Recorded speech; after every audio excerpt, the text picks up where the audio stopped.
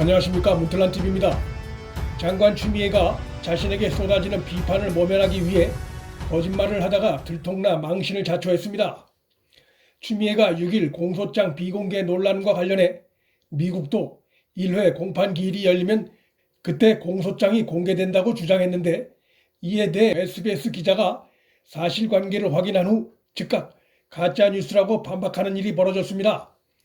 추미애는 이날 서울 고검에 새로 마련한 법무부 대변인실 사무실 개관 행사에서 기자들로부터 공소장 비공개에 관련한 질문을 받고, 미국 법무부도 공판기일 1회 열리면 그때 공소장이 공개된다라고 말했습니다. 그러나 추미애의 이 발언은 불과 몇 시간이 지나지 않아 사실이 아닌 것으로 언론사 한 기자의 취재 결과 드러났습니다. 일국의 장관이 자신에게 쏟아지는 비난을 피해보고자 확인도 안 된 가짜뉴스로 대응하다가 개망신을 자초한 꼴입니다. SBS의 임 기자는 "저는 곧바로 미국 법무부 홈페이지에 다시 들어가 봤다. 미국의 연방검사가 2019년 12월 19일에 기소한 사건의 공소장이 바로 하루 뒤인 2019년 12월 20일에 공개됐다며 추미애 발언이 가짜뉴스임을 지적했습니다.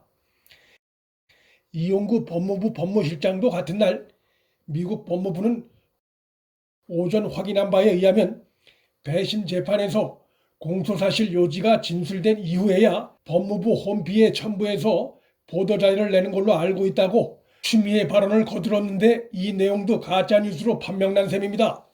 일국의 장관과 법무실장 둘이 모두 금방 드러날 가짜뉴스를 유포시켰다는 것은 법무부 망신을 넘어 나라의 망신입니다.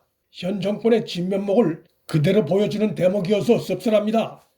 SBS 임 기자는 기초적인 사실관계 확인도 정확히 안 하고 한 나라의 법무부 장관과 법무실장이 대변인실 사무실을 새로 연다며 기자들을 불러 모아놓고 가짜뉴스를 유포한 이유를 모르겠다고 신랄하게 비판했습니다. 그는 참여정부 때인 2005년부터 15년 가까이 이어져 왔던 일을 하필이면 내 편이 중대한 혐의로 기소됐을 때부터 중단하는 것이 정당화하기 어려운 일이라는 점을 입증하기 위해서 꼭 이렇게까지 설명해야 했는지 의문이라며 뻔뻔함에 대해 강도 높게 비판했습니다. 한편 추미애가 법무부를 통해 법조 출입기자단 간사에게 오찬을 제안했지만 출입기자단이 거절해 또 다른 망신을 산 것도 드러났습니다. 일방적인 공소장 비공개 결정 이후 언론의 비판 보도가 이어지는 등 언론과 갈등이 이어지자 출입기자단 간사를 불러 모아 식사를 같이 하려고 했는데 그것이 퇴짜를 맞은 것입니다. 이에 대해 간사단 중에 한 명은 법무부의 공소장 비공개에 대해 국민 알 권리 제한이라는 취지의 기자들 항의 비슷한 게 있었던 것은 사실이라며 출입기자단 내부의 싸늘한 분위기를 전했습니다.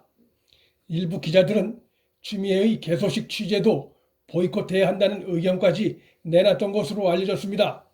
결국 개소식 취재는 각 매체 자율에 맡기는 것으로 정리됐지만 독단적인 행동을 거듭하면서 추미애가 제 스스로 자신의 언행에 걸려 넘어지고 있는 양상이 벌어지고 있습니다.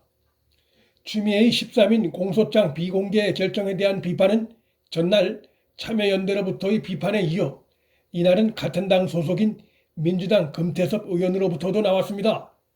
금 의원은 울산시장 선거 개입 의혹 사건 관련 공소장 비공개에 대해 공개가 원칙이라며 법무부의 결정을 비판했습니다.